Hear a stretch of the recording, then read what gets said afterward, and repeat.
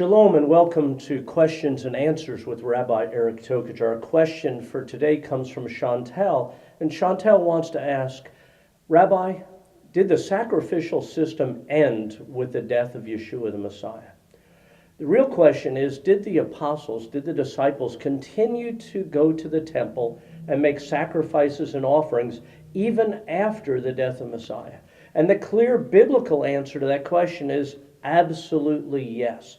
As a matter of fact, we read in Acts 21, and this is talking about Jacob, who's giving advice to Paul upon his return. It says, when we arrived in Jerusalem, the brothers and sisters welcomed us gladly.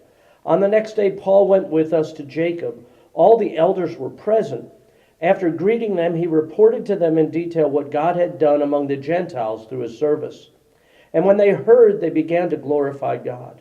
They said, see, brother, how many myriads there are among the Jewish people who have believed, and they are zealous for the Torah. They have been told about you that you teach all the Jewish people among the Gentiles to forsake Moses, telling them not to circumcise their children or walk according to the customs. What's to be done then?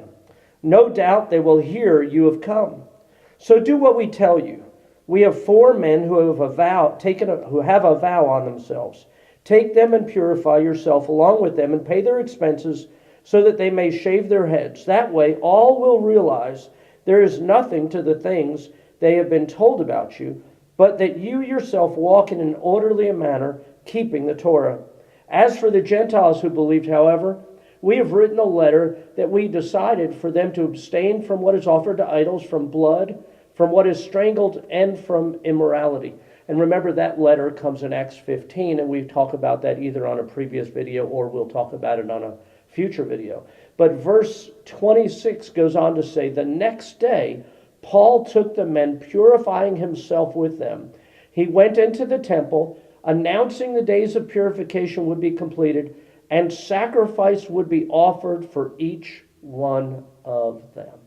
Clearly, Rav Shaul, the Apostle Paul, went to the temple and made a blood sacrifice offering for these Nazarites and himself after the death of Messiah, showing that not only Paul, but other disciples continued to go to the temple, continued to make sacrifices and offerings, not to take away their sin, but these sacrifices and offerings post the death of Yeshua did exactly what the sacrifices and offerings did pre the coming of Yeshua, and that was pointing to the ultimate perfect sacrifice, Yeshua himself.